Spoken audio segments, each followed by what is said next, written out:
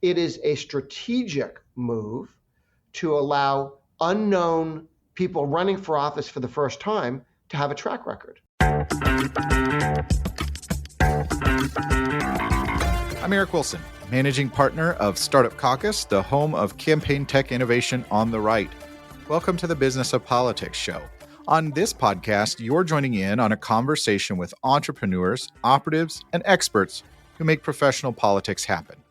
Our guest today is the Grover Norquist, founder and president of Americans for Tax Reform.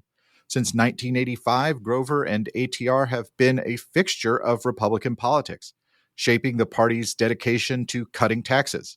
In our conversation, we discuss the origins of ATR, the keys to its long-lasting success, and lessons for other organizational entrepreneurs.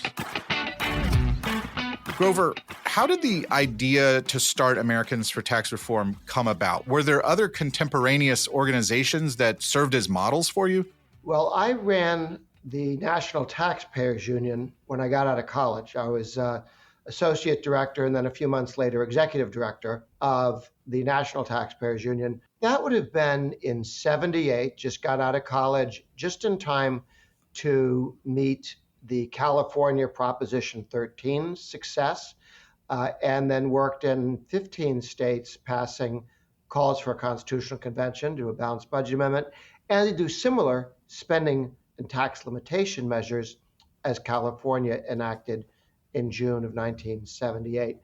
Then I did that, went to business school, and then came down to DC, worked with the Republican Party. It was in '85 when the Reagan administration wanted an outside organization that would support the enactment of tax reform. It became the Tax Reform Act of 1986. It took us a year plus to pass the bill.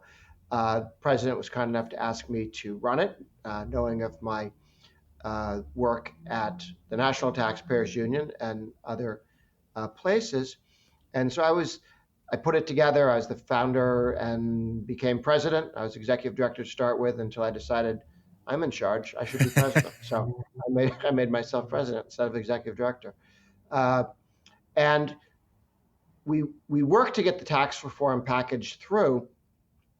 But what really mattered was towards the end, a lot of Republicans, a lot of the conservatives worried that if you reduced marginal tax rates and broadened the base, which was the goal, which would be good for growth, that it would be easier for tax rates to increase because they were so much lower, but there wouldn't even be the protection of deductions and credits.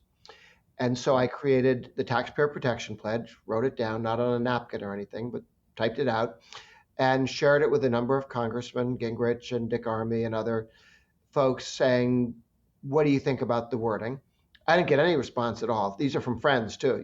Nobody wrote, this is brilliant, this will change the world, you should write it this way. And so I went with my original draft, which basically says no net tax increase at the national level in Washington, and sent it out. 100 Republican congressmen and 20 senators all signed a pledge saying, I'm never going to vote for a tax increase. Well, the president also signed it and endorsed the pledge, which meant that when they went into the smoke-filled room to do the last-minute changes, if you're having 150,000 changes in the tax code, who knows what they all add up to unless you're careful. And they not only were very careful, it was a $60 billion tax cut, not tax increase, when it came through.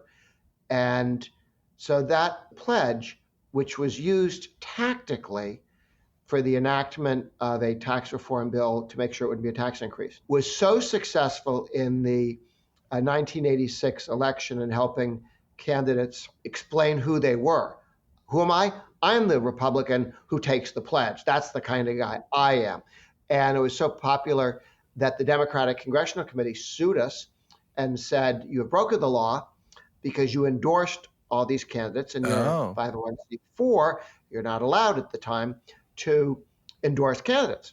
And my lawyer, Bill Barr, he argued that he didn't endorse them. ATR, Americans for Tax Reform, did not endorse candidates. They just said this candidate's taking the pledge. And the Democrats said, well, everybody knows what the right answer is there. I really wanted to get that in writing.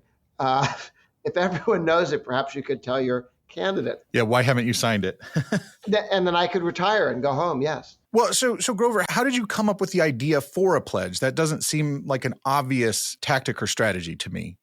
I thought of the idea when I was about 13 in high school, and the teacher at public school was ranting that elections don't mean anything and nobody knows who their congressman and their state legislator is, and it's all a fraud. And I thought to myself, well, it's kind of true. I don't know the name of my state legislator, and I was fairly political. And I certainly didn't know the name of the dog catcher or many of the other local offices. And how could one change that? And I thought, well, if the Republican Party had a brand, that it was the party that would never raise your taxes, I thought that would get you 45% of the vote to begin with. And then you could go argue about how good looking you were and how many DUIs the other candidate had.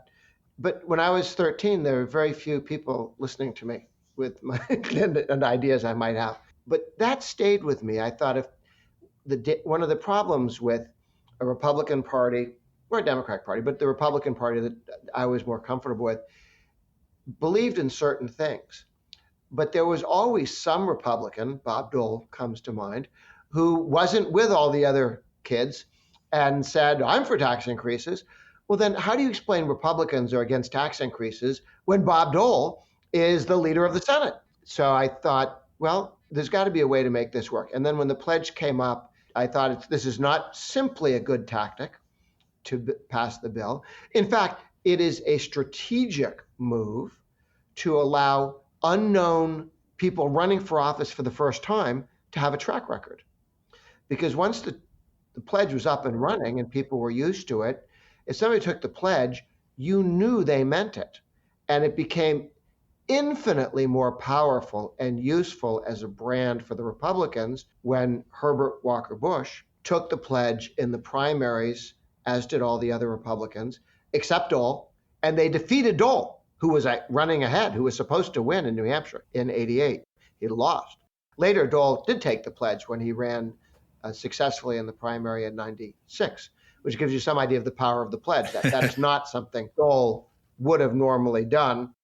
So Bush took the pledge, defeated Dole. Then he was 14 points behind Mike Dukakis, governor of Massachusetts, when he was speaking to his own convention, Bush. And he gave the speech about the Democrats will come and want a tax increase.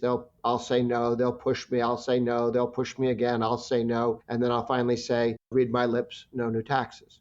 So he made it very clear he was running as the no tax increase candidate. He went from 14 points down to winning by 6 or 8 points because he was the candidate who wouldn't raise your taxes. But then 2 years later, he made the mistake of listening to John Sununu and Dick Darman, two smartest men in the world, who told him no one would notice if he raised taxes. And this is the guy who won the Cold War, managed the collapse of the Soviet Union without a lot of blood on the floor, kicked Iraq out of Kuwait without getting stuck occupying the country for 20 years. A very successful presidency, except he raised taxes and he lost. After that, in '94, we had 96% of Republicans running for office sign the pledge. We had big, huge blow-ups, 4 feet by 6 feet of the pledge that people would sign and give to local Republican chapters, and smaller versions you could hand out in mailings to make it clear that the Republican Party, and me as a candidate, I will never raise your taxes. One of the things that you can point to in terms of the Taxpayer Protection Pledge changing American politics, in the 62 years between 1932, FDR, and 1994, 62 years, the Republican Party won Congress, House and Senate, only twice in 62 years.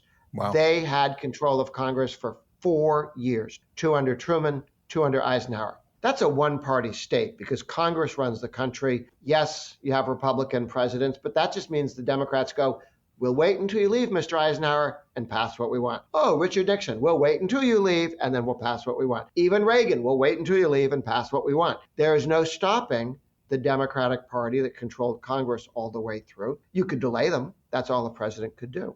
Since the pledge became signed by most Republicans and kept by Republicans, in 94 on, the Republicans have won Congress half the time. We went from almost never to 50%. So it made the Republican Party competitive in national politics. Grover, the Taxpayer Protection Pledge obviously turned that around and give it credit for some of the ideological backing for the Republican Revolution in 1994. You mentioned that Newt Gingrich was involved in developing the Taxpayer Protection Pledge. So the pledge gets a lot of attention, but there's one thing that I wanted to peel back for our listeners on, which is the Wednesday meeting. It is a must-attend event in Washington, D.C., and it's been replicated in state capitals around the country and in the world. I've been to Wednesday meetings in other countries myself. And so in this remote work world, what is the benefit or the power of that in-person convening? The Wednesday meeting, I think one of three things that I would sort of put on my tombstone, at least at present. One is the Taxpayer Protection Pledge. The other is the concept of the modern Republican Party as a leave us alone coalition. And the Wednesday meeting is the personification of the Republican Party's structure. And that is the modern Republican Party, if the people were to sit around a table in the Republican Party and tell you why they're there, they would focus on different issues: Second Amendment, homeschooling, religious liberty, low taxes, less regulation, run my business, property rights. But they all have the same request: leave me alone in my most important vote moving issue. Okay? They're not asking the government to do anything to anyone else. They're not saying, please go steal money from other people and bring it to me. Please go tell other people to join my religion. Please tell other people they must be hunters and have guns. No. Just leave me alone. That's it. And so the center-right coalition, I wrote a book entitled The Leave Us Alone Coalition, is a coalition of groups and people who wish to be left alone on their vote-moving issue. Okay, there's some people who vote on the Second Amendment, want their gun rights left alone, who may have the oddest views on free trade, in my view. But that's not what they vote on. They vote on being left alone with the Second Amendment, the homeschooling movement, leave my kids alone, the school choice movement, parental rights movement, let parents run their kids' lives, leave parents alone, leave families alone, religious liberty, people from the most important thing is practicing their faith and transmitting it to their children. They don't ask for Baptist stamps. They want to be left alone. Don't raise my taxes. Don't raise other people's taxes. Don't raise my taxes. Leave my business alone. Don't regulate it or tax it out of existence. And new groups pop up all the time. 15 million Americans vape. They have stopped smoking or smoke less, and vape, which is inhaling water vapor, flavored water vapor. And they want to be free to do that. They don't want to be taxed or pushed back into cigarette smoking, told what they can and cannot do. So that coalition works well together because no one in the room is in conflict with anyone else on a vote-moving issue. They may disagree on secondary or tertiary issues, but not on a vote-moving issue. And nobody wants anything at the expense of anyone else. No one has their hands in anyone else's pocket. And the left's coalition is a takings coalition. Everybody there wants the government to do something for them. Take money from someone else, tell them they're swell, different things. But, they want the government to proactively do things for you at the expense of other people, and those are the two coalitions in America, and they're not moving. They're pretty, pretty set in their ways since Reagan came into office and created a Republican Party that was small L libertarian in its behavior, not in its ideology, but in its behavior. We will leave you alone, and so. So how do you organize in a world where the parties are not just regional, north-south, which they were for 100 years, but now based on principle? And so I went to many conservative meetings from when I was up in Massachusetts as a high school kid and a college student, and then down in D.C. And I made a list of all the things that kill meetings, that make them too boring to go to or not constructive. And like the sculptor who was asked by the visitor who said, I see here in your studio this beautiful marble sculpture bust of Zeus. How did you possibly make that marble bust of Zeus? And the sculptor said, well, I took this big block of marble and I removed all the bits that didn't look like Zeus. And so I thought about all the meetings I'd been to, made a list of the things that killed them, and said, my meeting will not be the following. No one talks for more than 3 minutes. You can only talk about the future, not about how the world's gone to Hades since the Reformation. Just talk about the future. You can only talk about what you're doing about the future. You're not allowed to say, I wish the president would do this. That's not a useful conversation unless the president takes orders from you. You know, I intend to start this campaign so the president will do X. Okay, well, that's what you're doing. That's useful. That's good to know. We could help. And if you feel you have more to share, you put it in paper, in writing. Okay, and people who tell you, well, I don't have time to write it all down. Well, we're not going to let you practice. This is not your warm up. Yeah. Yes, to explain your position. If you can't articulate it yourself, you will find yourself repeating what you think you've already not said. So is that list off the record meetings? Our goal was the 60% of the people who represented and worked with the 60% of Americans that either voted for Reagan or would have if they were the right age. This is not the 50 most right-wing people in a state. It's not the 100 most conservative, extreme people in DC. It's people who run structures or belong to structures and organizations and networks and publications that speak to and represent a majority of the American people. And part of it is a certain amount of comity. There's no swearing, there's no stupid joke telling, no arguments. Right. We don't vote on anything. Does it have to be in person? Well, it obviously doesn't have to, because for a year and a half during COVID, we operated online, not in person. But then after COVID ended and you were allowed to meet with people, the DC meeting is back to roughly the same size as before, but we probably have 30 or 40 people who do join by Zoom from other countries and other states. If you live in DC, you're not invited to join virtually. But if you are from another state or another country, we get 2 presentations from overseas every week, and we get 2 state presentations every week. I mean, you might have more, but there's the people who do our international work and the people who do our state work are under orders. Get the 2 most interesting state presenters, the 2 most interesting international presenters. If it's 3, that's okay, but I don't want less than 2. I always want a well-rounded sense of what's going on, partly because, and the reason I like the Wednesday meetings so much is whatever your project is, if you're working on one thing every day, you're the Right to Work Committee, you're the Right to Life Committee, you could year after year feel you were making no progress on your bill or your effort to change the Constitution amendment or something. But you recognize that all these other issues are moving forward at their own level and speed.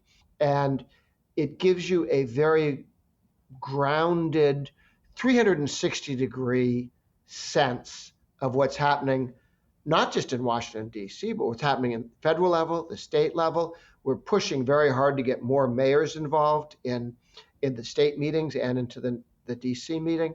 And then, of course, you hear from overseas where, we have a very strong meeting in Ukraine, actually, and had before the war and still do, in Chile and in Brazil and Argentina.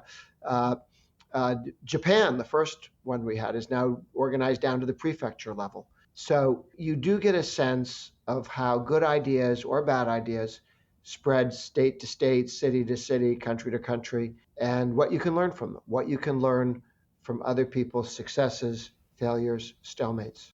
Grover, I want to get some lessons from you that we can share with other people that are entrepreneurs thinking about organizational entrepreneurship. So first, obviously, there are very few advocacy organizations in this town that can say Ronald Reagan asked them to get started. What's been the key to your longevity at Americans for Tax Reform? We've never asked for permission. We've always looked for something that wasn't being done and moved there.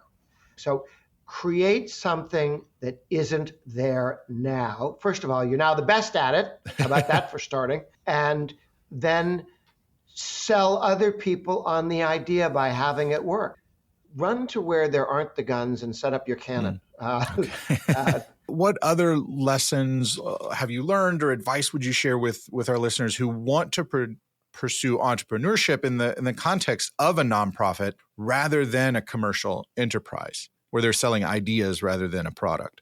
In the United States, because of our federalist system, the 50 states, you can change the world from a single state.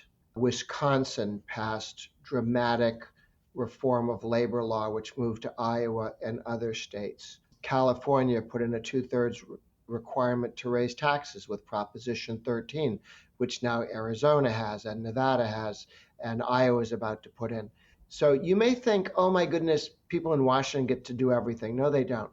People in Washington are largely derivative of things that have succeeded at the state level and moved from one state to another. And then somebody in Washington says, you know what? This is a big deal. It's moving state to state. Term limits went from state to state, and then the Republicans passed term limits on their committee chairs, which is why Republican committee chairs are younger than Democratic committee chairs, and why they're more active and they do more stuff while they're there, because they're going to be there for 6 years and be gone. And the Democrats figure they got 30 years. And that came from successes at the state level. And so let's say you were starting over today. What's that most pressing issue facing our country that calls for its own version of ATR or the Taxpayer Protection Pledge? I would suggest reforming the state pensions, because the way they do now, where you have defined benefits, you promise them here half your salary after you retire, to go instead to a 401k or IRA. That eliminates all unfunded liabilities, and it turns all government workers into shareholders, which makes you more Republican. All right, my last question here, Grover. If you weren't Grover Norquist, and we stop the recording right now, what's one thing you would tax? Well, if you mean any new tax, the answer is no. We need fewer taxes. All right, let's say it's pledge compliant. You do a reduction somewhere else. Oh, that's an interesting idea. I don't know. Is it like people reclining in the seats of airplanes? What? People who suggest tax increases should probably be taxed. Ouch. My thanks to Grover Norquist for a great conversation. You can learn more about all of his work at atr.org. If this episode made you a little bit smarter or gave you something to think about, all we ask is that you share it with a friend or colleague. You look smarter in the process. More people learn about the show. It's a win-win all around. Remember to subscribe to the Business of Politics show wherever you listen to podcasts so you never miss an episode. You can also sign up for updates at our website, businessofpoliticspodcast.com. With that, I'll say thanks for listening. See you next time.